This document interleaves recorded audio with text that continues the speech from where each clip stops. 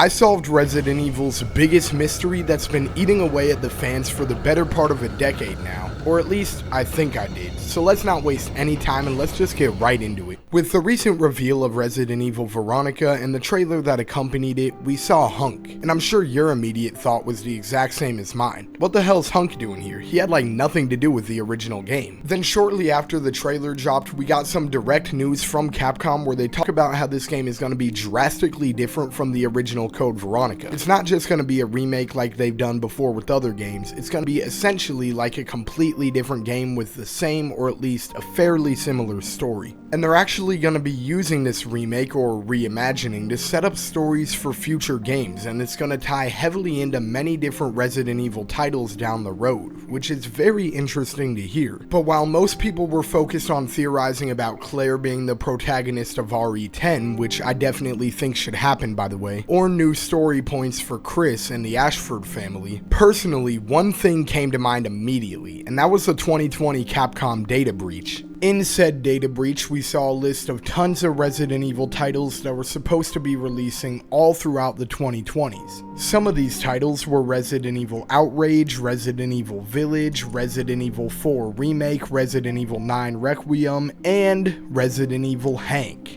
And every one of these games has since been released, except for Resident Evil Outrage, which we all know was cancelled, and Resident Evil Hank, which was supposed to release in Q4 of 2024. But as we know, any release date from this data breach is extremely unreliable, as it said the RE4 remake would be releasing in Q4 of 2022, and Resident Evil 9 would be releasing in Q3 of 2023. And yeah, both of those games did end up getting released, but it was quite a bit later than expected. Then just last year, or maybe it was 2024, I don't really remember, it was fairly recent though, reliable leaker Dusk Golem, who notably leaked several Resident Evil games in the past, said that there were currently 5 Resident Evil games in development at that time. And this kind of revived the conversation about Resident Evil Hank, and one common theory that many if not all fans believed was that this game would be focused around the character Hunk, who is actually quite an important character in the series despite not having very many chronological appearances at all, as a playable character in the games that is. And since the code title for the game is only one letter off from the name of the character, this sort of became the official theory for Resident Evil Hank. But still, with not much to go off of, the game faded back into obscurity once again. But now with the reveal of Resident Evil Veronica, it makes things clearer than they've ever been, and it might just be the biggest hint we've ever gotten about RE Hank. Some people might try to argue and say that Veronica is Hank, but I don't think that's the case, because not only did we see him in the trailer for this game, but also if you remember back in Resident Evil Requiem, which released earlier this year, you have to fight a character known as the Commander when you're playing as Leon, and if you take a look at the Commander's hands after you kill him, you'll see that he too is infected with the famous Raccoon City syndrome, which, if you didn't know, only people who were present during the 1998 outbreak in Raccoon City could contract the Raccoon City syndrome, so this practically confirms that this character is indeed Hunk. But now you might be saying, dude, we killed him, he's dead, how would he come back for another game? Well, I wouldn't be so sure of that either, cause if we go back to the room where we kill Hunk, you could see his body is completely missing and there's just a little bit of blood on the ground. But also in this game, not a single dead body despawns ever when you kill an enemy, and I think Capcom did that on purpose to specifically highlight this one isolated disappearance, and to show us that yet again, the Grim Reaper survives. I mean, after all, his name literally is Human Unit Never Killed.